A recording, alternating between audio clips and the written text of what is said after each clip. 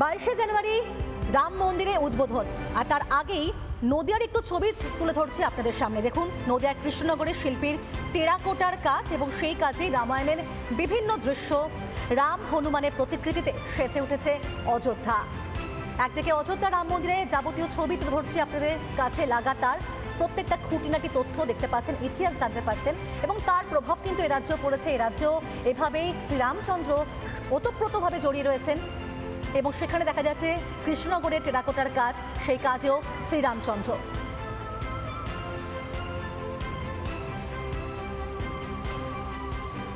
নদিয়ার কৃষ্ণনগরের যে মৃৎশিল্পী, এরা এ রাজ্য তো বটেই, রাষ্ট্রপতির কাছ থেকেও একাধিকবার পুরস্কার জিতে নিয়েছেন বা সম্মান পেয়েছেন।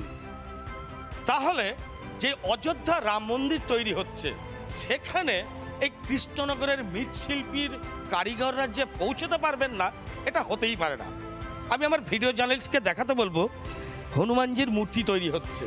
কোথায় হচ্ছে? নদিয়ার কৃষ্ণনগরে। পেশায় মৃৎশিল্পী বা টাইটেলে পাল না হলেও মজুমদার পরিবারের ছেলে, ছোটবেলা থেকেই মাটির কাজে বা মাটির টানে নিখুঁত তার দখল ছিল, আর যার ফলেই ছোট্ট ছোট্ট করে বেড়ে ওঠা।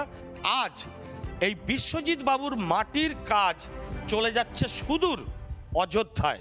সেখানে মূল গেটে ঢুকবার আগে তার এই প্ল্যাকেটগুলো লাগানো হবে।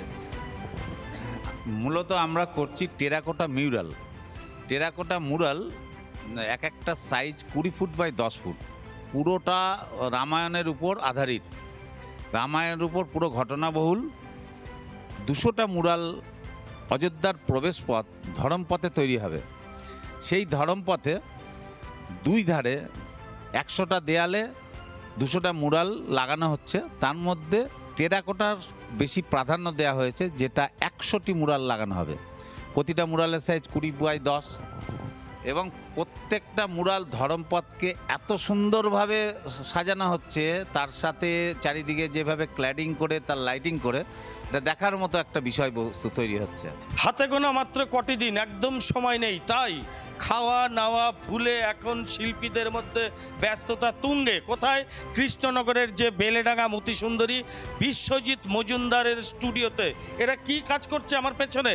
এরা প্রত্যেকেই নিপুণ কারিগরতার সঙ্গে ফুটিয়ে তুলছে রাম মন্দির তৈরির কাজ। অর্থাৎ অযোধ্যায় যে রাম মন্দির নির্মাণ হচ্ছে, সেই রাম মন্দির নির্মাণের যে রাস্তার পাশে দুপাশে সুসজ্জিতভাবে এই ধরনের যে প্ল্যাকেটগুলো, এইগুলো কিন্তু স্থান পাবে।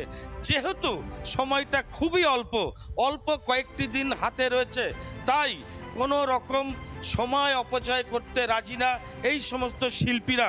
তারা এখন একসঙ্গে মনোনিবেশ করে যত তাড়াতাড়ি সম্ভব তাদের এই কাজটা ফুটিয়ে তোলার চেষ্টায় মত্ত হয়েছে। এখন শুধু দেখার যে রাম মন্দিরে তাদের এই নিপুণতা কতটা শোভা বৃদ্ধি পায় বা দেশ দশে তাদের নাম আরও কতটা সুখ্যাতির সঙ্গে তারা অর্জন করতে পারে।